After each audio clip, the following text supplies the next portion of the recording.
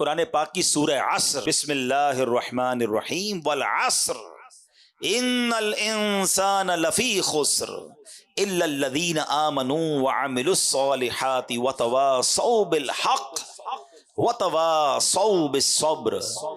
زمانے کی قسم، بے شک آدمی ضرور خسارے میں ہے، مگر جو ایمان لائے اور انہوں نے اچھے کام کیے اور ایک دوسرے کو حق کی تاکید کی اور ایک دوسرے کو صبر کی وصیت کی۔ میرے پیارے اسلامی بھائیوں، حضرت صدیق اکبر رضی اللہ عنہ کے مبارک جواب کی تائید میں جو قرآن کی سورت نازل ہو رہی ہے، اس میں ہمیں کیا سیکھنے کو مل رہا ہے؟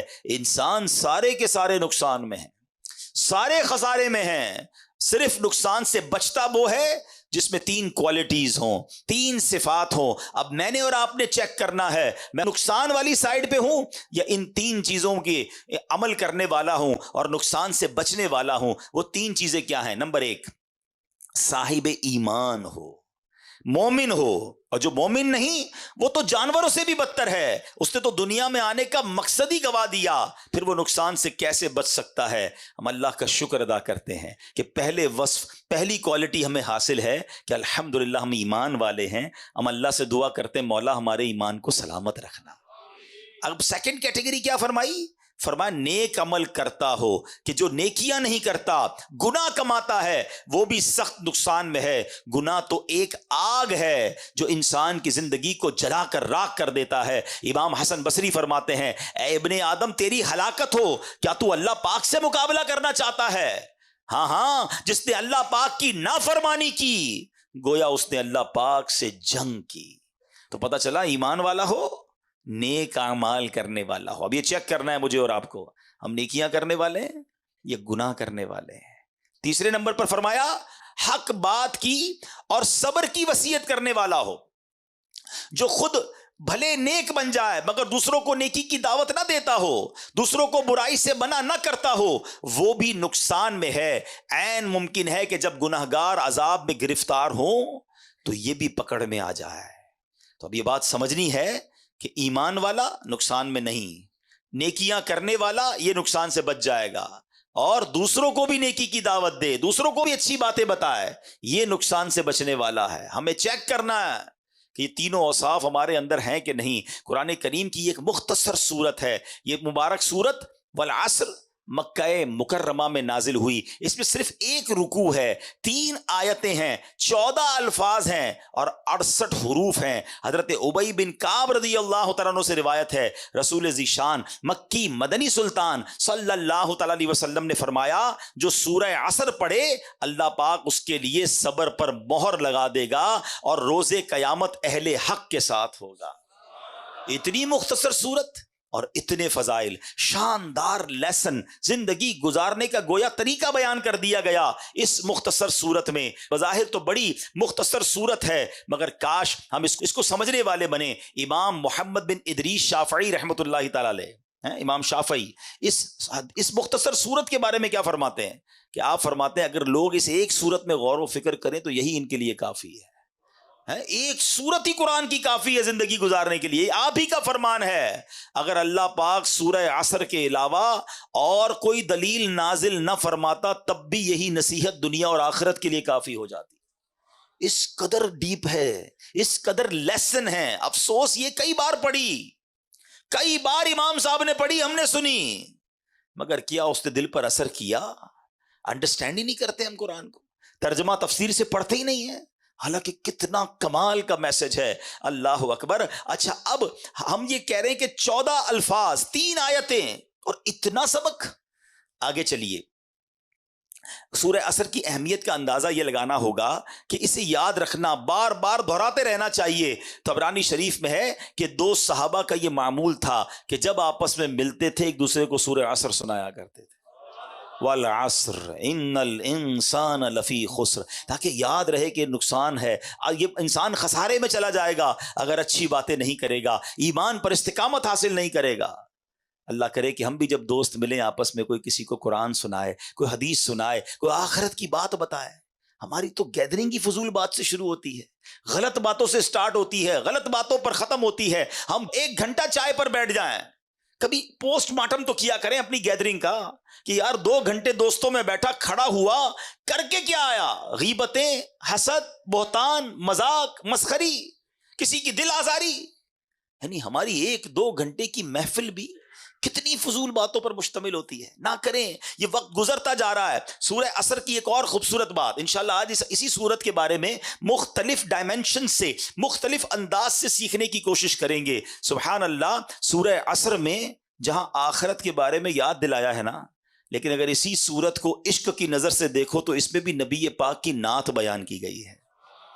آپ کہیں گے ایسے کیسے؟ سبحان اللہ. مفسرین قرآن فرماتے ہیں کہ آپ کا جو یہ سورہ عصر میں جو نعت کا پہلو ہے نا، وہ نعت کا پہلو یہ ہے، والعصر کیا ہے؟ زمانے کی قسم. عصر عربی میں زمانے کو کہتے ہیں. مفسرین کرام کا ایک قول یہ بھی ہے کہ زمانے سے مراد اللہ پاک کے آخری نبی محمد عربی صلی اللہ تعالی علیہ وسلم کا زمانہ مراد ہے، کیونکہ وہ زمانہ سب سے افضل زمانہ تھا. ہاں یہ بات طے ہے، ہر زمانہ میرے حضور کا ہے، لیکن جس زمانے میں میرے آقا موجود ہیں، حالانکہ آخرت کی یاد دلائی جا رہی ہے، مگر یہاں بھی رب نے اپنے محبوب کا ذکر فرمایا ہے کہ میرے محبوب کے زمانے کی قسم. کون سے زمانے کی بات کی ہے؟ جس میں پیارے آقا علیہ الصلوۃ والسلام تشریف فرما ہے. سیدی اعلیٰ حضرت کیا خوبصورت بات فرماتے ہیں، کہتے ہیں وہ خدا نے ہے مرتبہ تجھ کو دیا، وہ خدا نے ہے مرتبہ تجھ کو دیا، نہ کسی کو ملے نہ کسی کو ملا، کہ کلام مجید نے کھائی شہا تیرے شہر و کلام و بقا کی قسم. اللہ اکبر. قرآن جا بجا حبیب پاک علیہ الصلوۃ والسلام کی قسم ارشاد فرماتا ہے. اپنے نبی کا ذکر میرے رب نے قرآن میں جا بجا فرمایا.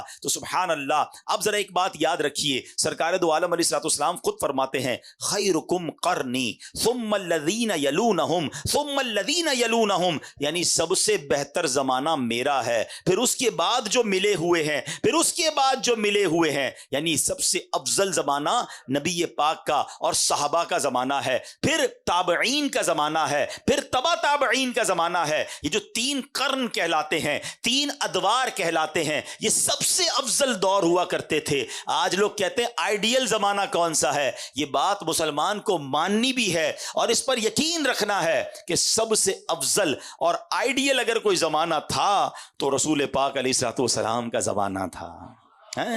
جس وقت خدمت میں ان کی بو بکر و عمر عثمان و علی. سوچو تو صحیح کیسا زمانہ تھا، کیسا دربار تھا.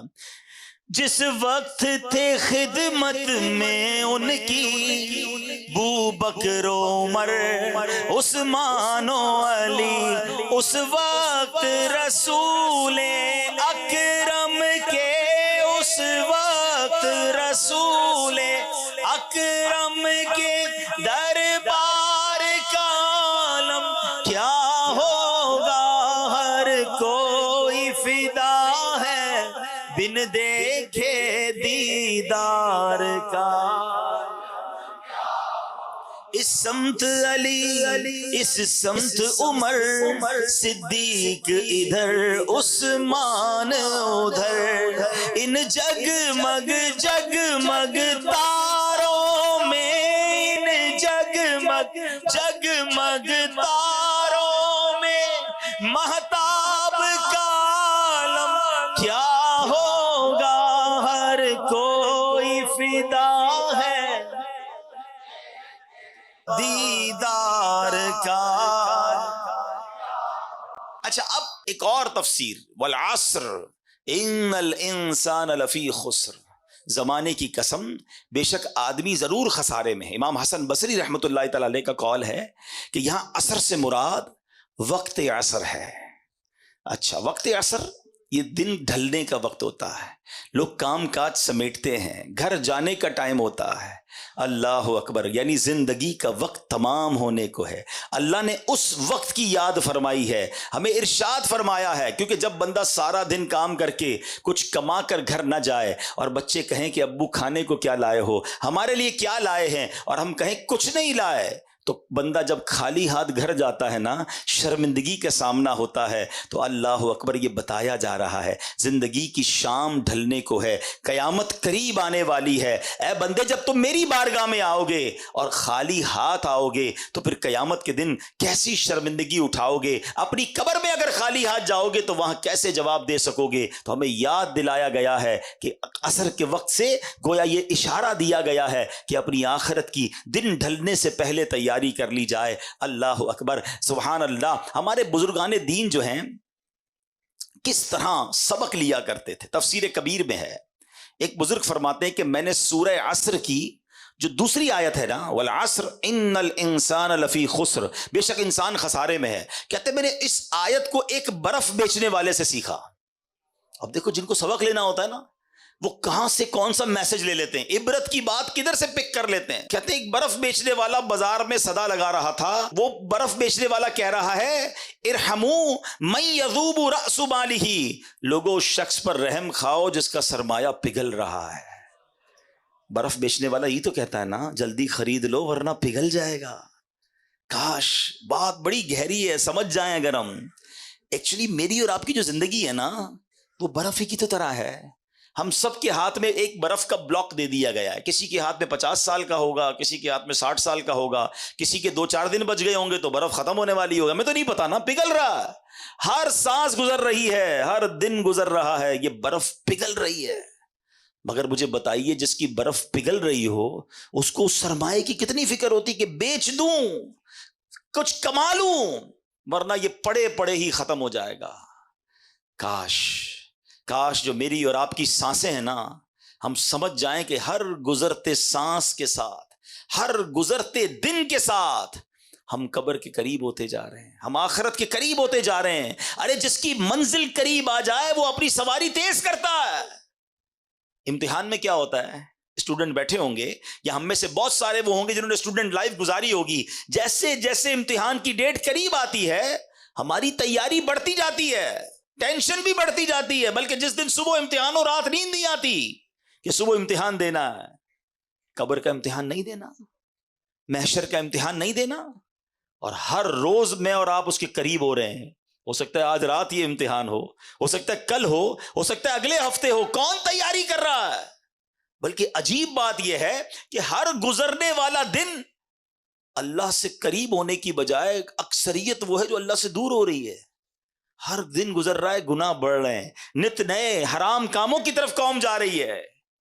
نہ کریں ایسا، برف پگھل رہی ہے۔ وہ شاعر کہتے ہیں نا، ہو رہی ہے عمر مثل برف کم، ہو رہی ہے عمر مثل برف کم، رفتہ رفتہ چپکے چپکے دم بدم، سانس ہے ایک راہ روئے ملک عدم، سانس ہے ایک راہ روئے ملک عدم، دفعتن ایک روز یہ جائے گا تھم، ایک دن مرنا ہے آخر موت ہے، کر لے جو کرنا ہے آخر موت ہے۔ کاش یہ بات سمجھ آ جائے کہ مجھے مرنا ہے اور خالی ہاتھ نہیں جانا۔ اگر جس رفتار سے میں گناہ کر رہا ہوں توبہ کا موقع نہ ملا تو مارا جاؤں گا۔ امام فخر الدین رازی نے یہ بات ایک اور انداز سے سمجھائی۔ یہ جو سانسوں کی ویلیو ہے نا، منٹ کی ویلیو کیا ہے، آپ فرماتے ہیں تصور باندھو ایک شخص 1000 سال زندہ رہا اور اس نے 1000 سال گناہوں میں گزار دی زندگی، 1000 سال تک۔ اب اس کے پاس صرف ایک لمحہ باقی ہے اور اس ایک لمحے کے بعد اسے موت آنے والی ہے۔ اب اگر وہ اس آخری لمحے میں نزا کی کیفیت طاری ہونے سے پہلے توبہ کر لے تو اس توبہ کی برکت سے اس کے 1000 برس کے گناہ معاف ہو سکتے ہیں۔ بات سمجھ آ رہی ہے کہ اس ایک لمحے کی برکت، اس ایک لمحے کی اہمیت کیا ہے کہ 1000 برس کے گناہ ایک طرف، لیکن اگر اس ایک لمحے میں اس نے سچی توبہ کی، اللہ قبول کر لے تو سارے گناہ معاف، اور اس کے بدلے میں کیا ملے گا؟ اللہ تعالیٰ کی رحمتوں کا جو مقام ہے جنت، اس کی ابدی نعمتوں کو حاصل کرنے کا موقع بھی مل جائے گا۔ اللہ، بات سمجھنا ہوگا کہ اس سے اندازہ یہ لگانا ہے کہ ایک لمحے کی اتنی قیمت ہے، تو اگر بندہ ساری زندگی نیکیوں میں گزار دے تو کیا کچھ نہیں ملے گا اسے۔ اس کو ایک اور انداز سے سمجھتے ہیں کہ ایک ایک سیکنڈ، ایک ایک لمحہ کتنا قیمتی ہے، ہم کتنا کچھ کما سکتے ہیں۔ ذرا مل کے کہیے سبحان اللہ۔ اب کہیے الحمدللہ، اب کہیے اللہ اکبر۔ میرا خیال ہے 1 منٹ گھڑی آگے نہیں بڑھی، 30 سیکنڈ لگے ہوں گے، 25-30 سیکنڈ۔ ہم سب نے بیٹھے بیٹھے نہ پسینہ بہایا، نہ محنت کی، کچھ بھی نہیں کیا، صرف 30 سیکنڈ میں آپ کو پتا ہے ہم نے کیا کمایا؟ میرے نبی علیہ الصلوۃ والسلام کے سچے وعدے ہیں، احادیث میں مضمون ملتا ہے، جو ایک بار سبحان اللہ کہے اس کے لیے جنت میں درخت لگا دیا جاتا ہے، ایک بار اللہ اکبر کہے جنت میں درخت، ایک بار الحمدللہ کہے جنت میں درخت لگا دیا جاتا ہے۔ بیٹھے بیٹھے اتنا آسان، پھر میں نیکیاں نہ کروں، پھر میں ان لمحات کی قدر نہ کروں، پھر میں گھنٹوں گھنٹوں دنوں مہینوں گناہوں میں گزاروں، فضول باتوں میں، فلمیں، ڈرامے، گانے، باجے، سوشل میڈیا، دوستوں کا گپ شپ گزرتا جا رہا ہے۔ نہ کریں ایسا۔ روایتوں میں مضمون ملتا ہے کہ مرنے کے بعد نیک بھی پچھتائے گا، گناہگار بھی پچھتائیں گے۔ عرض کی گئی یا رسول اللہ صلی اللہ تعالی علیہ وسلم، گناہگار پچھتائے گا، یہ تو بات سمجھ آ رہی ہے، گناہ ہیں اس کے، خطائیں ہیں، نیک کیوں پچھتائے گا؟ ارشاد ہوا نیک اس لیے پچھتائے گا کہ جب اپنے فضول اوقات یاد کرے گا اور اپنی نیکیوں کا جب اجر دیکھے گا نا، کہ نمازوں کا اتنا ثواب، نیکیوں کا اتنا ثواب، کاش میں نے فضول باتیں کی تھیں، فضول ٹائم ضائع کیا تھا، وہ بھی نہ کرتا تو اس کا ثواب بھی مجھے مل جاتا۔ تو بعد میں پچھتانے سے بہتر نہیں ہے بندہ ابھی نیکیاں کر لے، ابھی اپنے وقت کا فضول استعمال نہ کرے۔ قرآن جگہ جگہ جھنجھوڑ رہا ہے۔ ایک جگہ ارشاد ہوتا ہے یا ایھا الانسان انک کادح الی ربک قدحا فملاقی، قرآن کہتا ہے اے انسان بے شک تو اپنے رب کی طرف دوڑنے والا ہے، پھر اس سے ملنے والا ہے۔ تفسیر نور العرفان میں ہے یعنی اے انسان تیرا ہر سانس تجھے موت سے اور رب کے ملنے سے قریب کر رہا ہے۔ ہم اپنے سفر کی طرف بڑھ رہے ہیں، اپنی منزل کی طرف بڑھ رہے ہیں، مگر کاش یہ احساس بھی تو بن جائے نا کہ جب اللہ کی بارگاہ میں جانے کا وقت آگے کی طرف جا رہا ہوں تو تیاری بھی ساتھ ساتھ کرتا جاؤں، میں زیادہ نیکیاں کماتا جاؤں۔ حضرت رابعہ بصریہ کا ایک واقعہ سنیے گا، یہ بات اور آپ کو ڈیفائن ہو جائے گی کہ جب ہم ادھر ادھر فضول کام کرتے ہیں تو کتنا بڑا لاس کرتے ہیں۔ آپ کامل ولیاں ہیں، بہت بڑا نام ہے، یعنی اولیاء کے مقامات میں بھی آپ کا مقام بڑا اونچا ہے۔ ایک رات سحری کا وقت خود فرماتی ہے کہ میں تسبیحات پڑھ رہی تھی، اللہ کا ذکر کر رہی تھی، کرتے کرتے میری آنکھ لگ گئی، خواب میں دیکھا کہ ایک ہرا بھرا درخت ہے جو اتنا بڑا اور حسین ہے کہ بیان نہیں کیا جا سکتا، اس پر 3 قسم کے پھل لگے ہوئے ہیں۔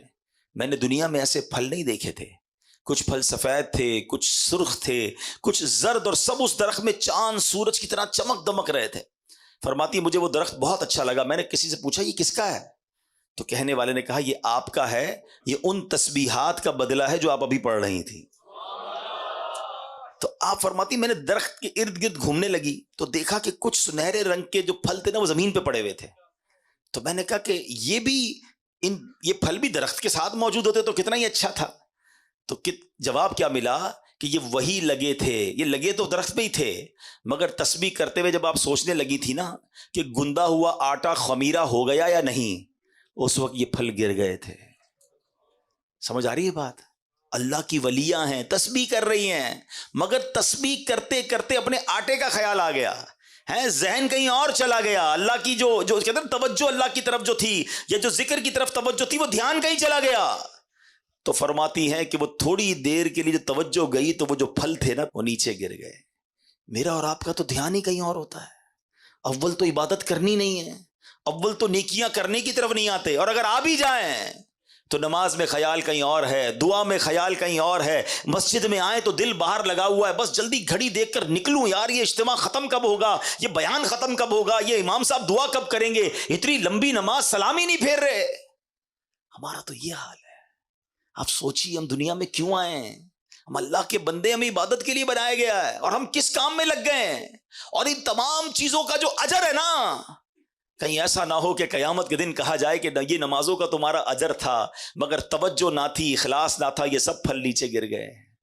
تم نے صدقے تو دیے، تم نے خیرات تو کی، تمہیں اتنا پہاڑ جتنا ثواب ملنا تھا، مگر اس خیرات اور اس صدقے میں تمہاری نیت اللہ کی رضا نہیں بلکہ واہ واہ کی نیت تھی، لوگوں کو دکھانا تھا، یہ پہاڑ جتنی نیکیاں تمہاری ڈیلیٹ کر دی گئی ہیں۔ کتنی حسرت ہوگی رمضان کے روزے رکھے تھے تم نے، گرمیوں میں بھی رکھے، سردیوں میں بھی رکھے، یہ تمہیں پہاڑ جتنی نیکیاں ملنے والی تھی، مگر ان روزوں میں تم نے گناہ بھی ساتھ کیے، ان روزوں میں اللہ کی نافرمانیاں بھی کی، پھر کدھر جائیں گے ہم؟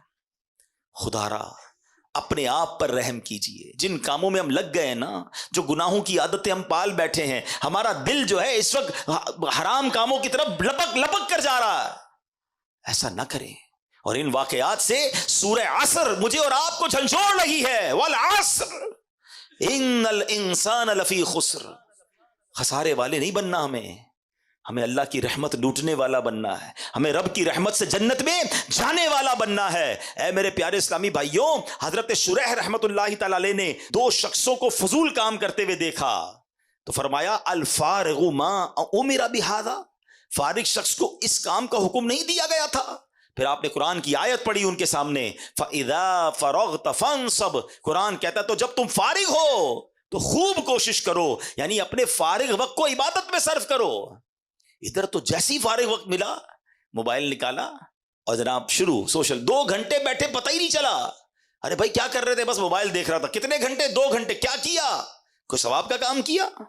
خود سوچے کیا کیا دیکھا، آنکھوں نے کیا دیکھا، کانوں نے کیا سنا. کاش یہ جو تھوڑے تھوڑے وقت ملتے ہیں نا.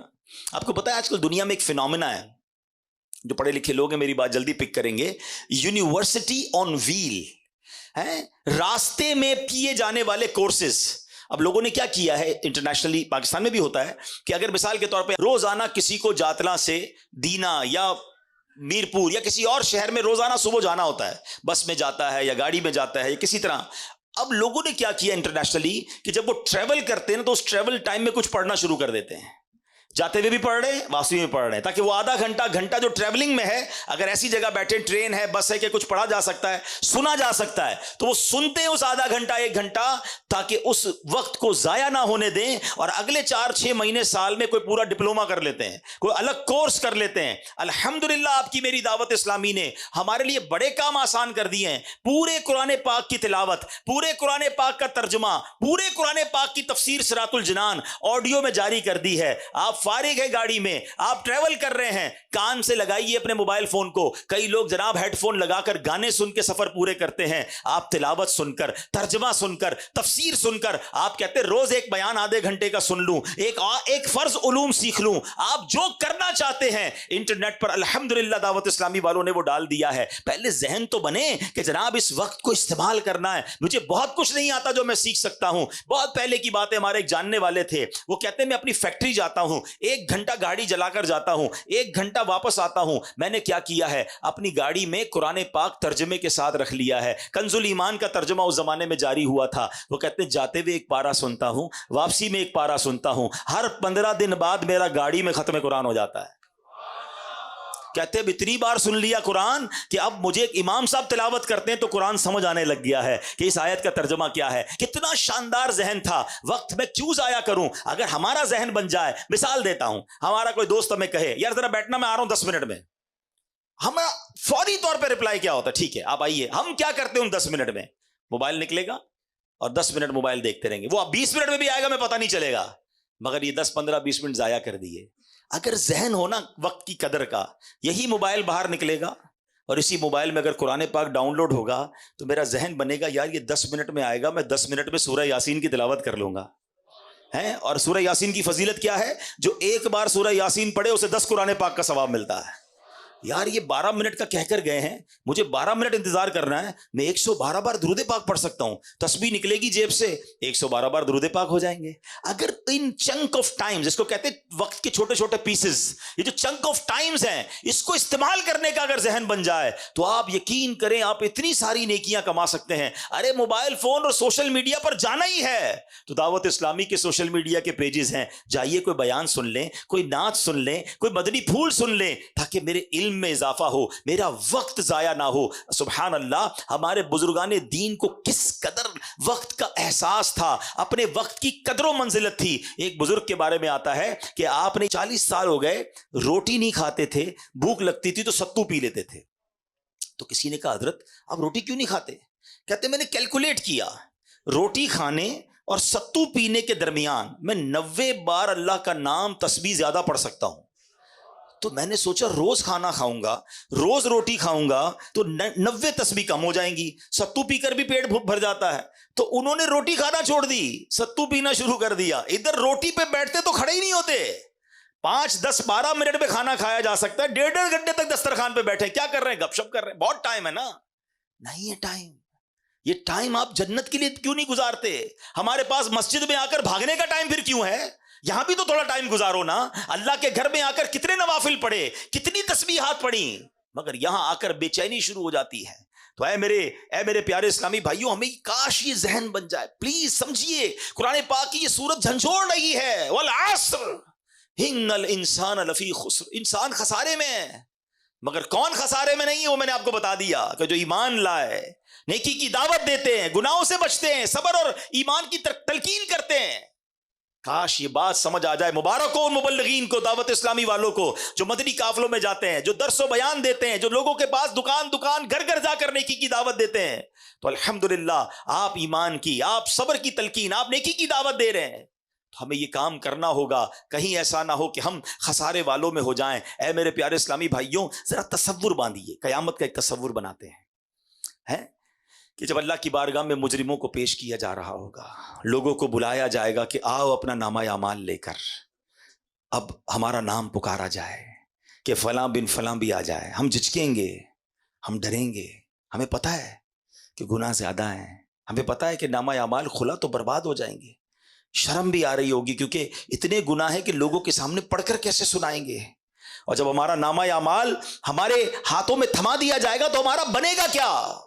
قرآن میں بتایا گیا کہ جو مجرم ہوں گے نا، وہ پتہ ہے کیا پکاریں گے؟ جب ان کا نامہ اعمال دیا جائے گا نا انہیں، تو ان کی چیخو پکار کیا ہوگی؟ قرآن کہتا ہے یا لیتنی لم اوت کتابیا ولم ادری ما حسابیا، اے کاش کہ مجھے میرا نامہ اعمال نہ دیا جاتا اور میں نہ جانتا کہ میرا حساب کیا ہے۔ یا لیتہا کانت القاضیہ، اے کاش کہ دنیا کی موت ہی میرا کام تمام کر دیتی۔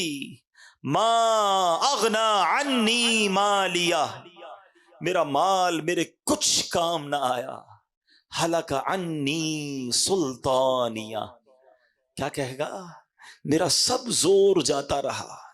آج کہتے لوگ میرا بڑا کرو فر ہے، میں فلاں علاقے کا چیئرمین، میں ناظم، میں صدر، میں وزیر اعظم، میں صوبائی صدر، میں فلاں کونسلر، میں ایم این اے، میں ایم پی اے، میرے ڈالے، میرے جناب گارڈز، میرا پیسہ، میری کوٹھیاں ہیں۔ اگر نامہ اعمال میں گناہ ہے، اگر اللہ ناراض ہوا، خدا کی قسم نہ مال کام آئے گا، نہ تمہارا یہ کرو فر کام آئے گا۔ وہ پکارے گا ما اغنا عنی مالیہ، میرا مال میرے کچھ کام نہ آیا۔ ہلک عنی سلطانیہ، میرا سب زور جاتا رہا۔ اس دن کیا کریں گے؟ اس دن کس کو پکاریں گے؟ اپنے نامہ اعمال کو ٹھیک کر لو، اپنے نامہ اعمال میں نیکیاں درج کروانے کی فکر کیجئے۔ میرے پیارے اسلامی بھائیوں، اس دن اعمال تولے جائیں گے۔ قرآن کہتا ہے سورہ قارعہ میں، پڑھیے تو صحیح قرآن کیا کہتا ہے؟ القارعۃ ما القارعہ وما ادراک ما القارعہ یوم یکون الناس کالفراش المبثوث وتکون الجبال کالعہن المنفوش۔ پہلے تو قرآن نے قیامت کا منظر بتایا نا، کہ پہاڑ اڑ رہے ہوں گے، لوگ بھاگ رہے ہوں گے پتنگوں کی طرح، ہیبت ناک منظر ہوگا، اور اس خوف میں ہوگا کیا؟ فَأَمَّا مَنْ ثَقُلَتْ مَوَازِينُهُ فَهُوَ فِي عِيشَةٍ رَاضِيَةٍ۔ قرآن کہتا ہے جس کی نیکیوں کا پلڑا بھاری ہو گیا، وہ عیش میں ہوگا، چین میں ہوگا، مزے میں ہوگا۔ لیکن کہتا ہے وَأَمَّا مَنْ خَفَّتْ مَوَازِينُهُ، جس کی نیکیوں کا پلڑا ہلکا ہو گیا، فَأُمُّهُ هَاوِيَةٌ وَمَا أَدْرَاكَ مَا هِيَهْ نَارٌ حَامِيَةٌ، جس کی نیکیوں کا پلڑا ہلکا ہو گیا، وہ بھڑکتی ہوئی، شعلے مارتی ہوئی آگ میں چلا جائے گا۔ کیا کریں گے ہم؟ فلمیں، ڈرامے، گانے، باجے، شراب، جوئے، بدکاریاں، لوگوں کا مال دبانا، چوریاں کرنا، حرام کمانا، جھوٹ بولنا، رشوت کا لین دین کرنا۔ ہے کسی طرح بس مجھے سیٹ مل جائے, کسی طرح میں ترقی کر جاؤں, میں جناب علاقے میں کوئی عہدہ حاصل کر لوں, چاہے کسی کا بیڑا غرق کرنا ہو تو کر دوں, کسی کی عزت اور کپڑے اتارنے تو اتار دوں, کوئی خیال نہیں کر رہا. مگر مرنا ہے, اور اگر یہ گناہ نامہ اعمال میں زیادہ ہوئے, نیکیاں کم ہوئی تو مارے جائیں گے. اب اس وقت تو کیفیت یہ بن رہی ہے, جو یہ آیتیں سن رہے ہیں, جو قیامت کے منظر کے بارے میں سن رہے ہیں, تو خیال تو یہ آ رہا ہے کہ ہم نے تو کر دیا جو کرنا تھا, ہم تو کر بیٹھے گناہ زیادہ, ہمارے پاس تو نیکیاں ہی نہیں ہیں. نیکیاں ہیں تو خود پتہ ہے کتنی ناقص ہیں, اس میں اخلاص نہیں ہے. بنے گا کیا قیامت کے دن؟ دیکھو کیسا کریم ہے میرا مولا. گناہ ہو گئے نا, خطائیں ہو گئی نا, پتہ بھی ہے کہ پھنس جاؤں گا, مگر اس کریم مولا نے ایک دروازہ کھلا رکھا ہے, ایک آسرا باقی رکھا ہے, اور وہ دروازہ ہے توبہ کا دروازہ. ہائے ہائے کیسا کریم ہے میرا مالک. ساری زندگی گناہ کرے مگر ایک بار سچی توبہ کر لیں, سچے دل سے اسے پکار لیں, وہ کریم پچھلے سارے گناہ معاف کر دیتا ہے. ارے ماں باپ ایک غلطی دیکھ لینا ہے تو ماں باپ گھر سے نکال دیتے ہیں, آگ کر دیتے ہیں. وہ پنجابی شاعر کہتے ہیں نا, ایک گناہ میرا ماں پیو ویکھن, ایک گناہ میرے ماں پیو ویکھن, مینوں عمری منہ نہ لاویں, لکھ گناہ میرے مالک ویکھے, وہ پھر بھی پردے پاوے. ذرا سوچئے, ہم اس مالک کے بندے ہیں مگر پھر بھی ہم اس کی طرف رجوع نہیں کر رہے, ہم پھر بھی اس کی بارگاہ کی طرف رجوع نہیں لا رہے, ہم پھر بھی توبہ نہیں کر رہے. ہمیں یہ تو خوف ہے کہ لوگ نہ دیکھ لیں. ہم یہ کیوں نہیں سوچتے کہ جو اکیلے میں گناہ کر رہے ہیں وہ رب دیکھ رہا ہے. آؤ میرے پیارے اسلامی بھائیوں, آج اپنے رب کو پکاریے اور یہ نیت کیجئے کہ قیامت کے دن مجھے شرمندہ نہیں ہونا ہے. قیامت کے دن نامہ اعمال مجھے سیدھے ہاتھ میں دیا جائے, میرے بائیں ہاتھ میں نہ دیا جائے. یہ ممکن ہے اگر ہم سچی توبہ کر لیں, ہم اچھا ماحول اپنا لیں, ہم اپنی لائف اسٹائل کو تبدیل کریں. میرا مولا بڑا کریم ہے. ہم اپنے رب کو پکارتے ہیں نا, سچے دل سے پکارو تو صحیح نا اسے. ہیں کہتے ہیں نا شاعر, رحمت دا دریا الہی ہر دم وگدا تیرا, جے ایک قطرہ بخشے مینوں کم بڑھ جاوے میرا. عدل کرے تے تھر تھر کمبن اچیاں شانہ والے, عدل کرے تے تھر تھر کمبن اچیاں شانہ والے, فضل کرے تے بخشے جاسن میں ورگے مکالے. جے میں ویکھا عملہ ولے کچھ نہیں میرے پلے, مگر جے میں ویکھا رحمت رب دی بلے بلے بلے. اسی رحمت کو پکارنا ہے آج. بس سچے دل سے اللہ سے آج دوستی کر لو, اور اب اپنا وقت ضائع نہ کرو. اب اپنے آپ کو گناہوں میں مبتلا نہ کیجئے, توبہ کر لیجئے. کب تک اللہ کو ناراض کرتے رہیں گے, کب تک نمازیں قضا کرتے رہیں گے, کب تک جھوٹ بولتے رہیں گے, کب تک حرام کماتے رہیں گے. ارے مرنا نہیں. شیطان کہتا ہے توبہ کر لوں گا نا, ابھی تو جوانی ہے, بڑھاپے میں کر لوں گا, مرنے سے پہلے کر لوں گا. اتنا بڑا مجمع ہے, مجھے کوئی ایک بندہ یہاں بیٹھ کے بتا دے کہ جس کے پاس کی گارنٹی ہو کہ آپ صبح تک زندہ رہیں گے. ہے کوئی ایسا؟ ہمیں تو یہ بھی نہیں پتا کہ اجتماع کے ختم ہونے تک بھی زندہ رہیں گے کہ نہیں. آگاہ اپنی موت سے کوئی بشر نہیں, سامان 100 برس کا ہے, پل کی خبر نہیں. بس آج اور ابھی دلے نہ کرے, توبہ میں تاخیر نہ کرے. میرے آقا فرماتے ہیں حدیث پاک میں, التائب من الذنب کمن لا ذنب لہ, گناہوں سے توبہ کرنے والا ایسا ہے جیسا اس نے گناہ کیا ہی نہیں. ہائے ہائے کیسا کریم مولا ہے. سارے گناہ ڈیلیٹ, اعمال لکھنے والے فرشتوں کے رجسٹر سے بھی گناہ ختم کر دیے جاتے ہیں.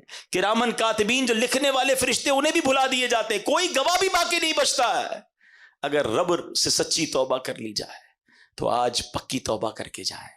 آج آئے ہیں نا اجتماع میں, مدنی چل کے ناظرین, آپ بھی, میں بھی, ہم سب, بہت ہو گیا, بہت خطائیں کر لی, پتہ نہیں کب دنیا سے چلے جائیں گے. آج اپنے رب کو راضی کر لے. آج اللہ کی بارگاہ میں عرض کر دو کہ مولا ہو گئے گناہ معاف کر دے, اللہ ہو گئی غلطیاں معاف کر دے. میں نے پہلے بھی توبہ کی, مانتا ہوں, مگر پھر شیطان کھینچ کر لے گیا مجھے گناہوں کی طرف. مولا معاف کر دے, میں کمزور ہوں, میں پڑ جاتا ہوں گناہوں میں. مالک معاف کر دے. میرے دوستوں کی وجہ سے، میرے چاہنے والوں کی وجہ سے میں پڑ جاتا ہوں گناہ میں. مولا مجھے اچھے دوست بھی عطا کر دے، اور آج مجھے معاف کر دے. مجھے عذاب نہ دیجیو. مجھے یہ معلوم ہے کہ مولا تو میری ماں سے زیادہ مجھے چاہنے والا ہے. میری ماں مجھے تکلیف میں نہیں دیکھ سکتی تھی، مولا تو میری ماں سے زیادہ چاہنے والا ہے. آج معاف کر دے. میرا عمل ہے سیاہ نامہ، مجھے خدایا معاف کر دے. ہے آس مجھ کو تو بخش دے گا. ہے آس مجھ کو تو بخش دے گا. مجھے خدا معاف کر. مجھے خدایا معاف کر دے. پہاڑ جیسی میری خطائیں، مگر بہت ہے تیری عطائیں. پہاڑ جیسی میری خطائیں، مگر بہت ہے تیری عطائیں. معاف کرنا شعار تیرا،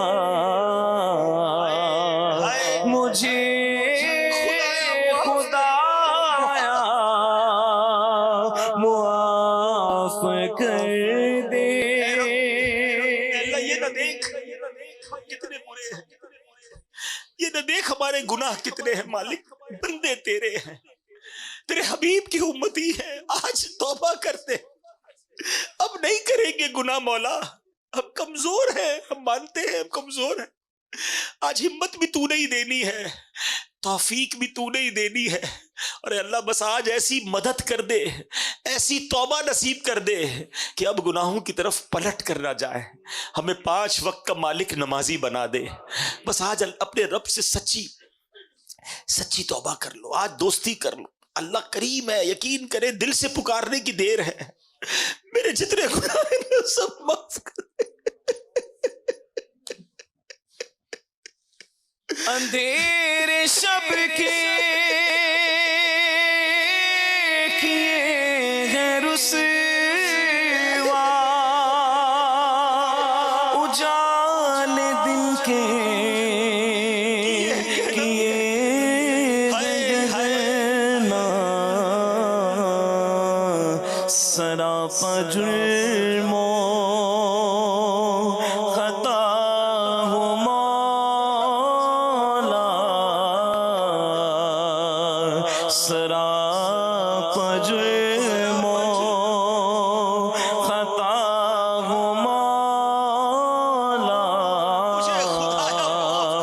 مجھے خدایا معاف کر دے.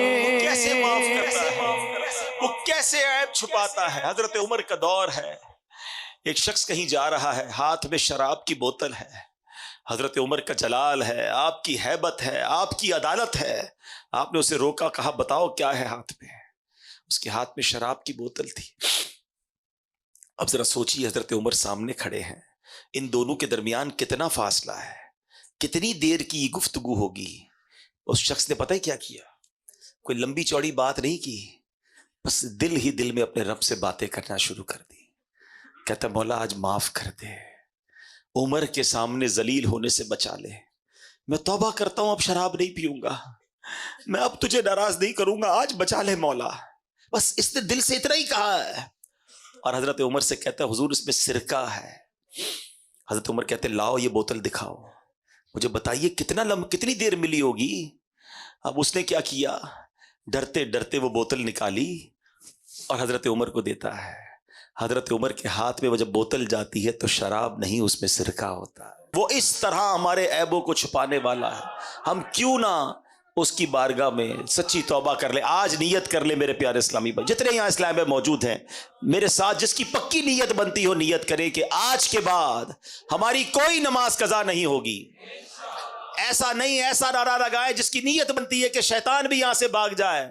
آج کے بعد ہماری کوئی نماز قضا نہیں ہوگی, حرام روزی کے قریب بھی نہیں جائیں گے, اب جھوٹ نہیں بولیں گے, اور خدا را دعوت اسلامی کے ماحول سے وابستہ ہو جائیں. یہ وہ کمال کا ماحول ہے جو ہمیں گناہوں بھری زندگی سے نکال کر نیکیوں کی طرف لانے والا ہے.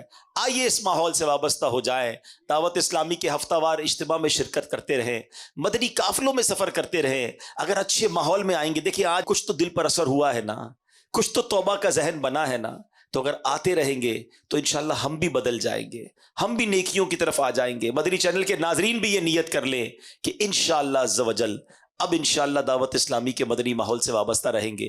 میں رب کریم سے دعا کرتا ہوں اللہ مجھے بھی آپ کو بھی سچی توبہ کی توفیق نصیب فرمائے, گناہوں والی زندگی سے ہماری جان چھڑا دے, اور ہمیں فضول کاموں سے بچا کر اپنی عبادت کرنے والی ہمیں سوچ عطا فرما دے. ہماری زبان ذکر و درود سے تر رہے, فضول گوئی کی عادت سے ہماری جان چھوٹ جائے. آمین بجاہ النبی الامین صلی اللہ تعالی علیہ وسلم. صلو علی الحبیب صلی اللہ تعالی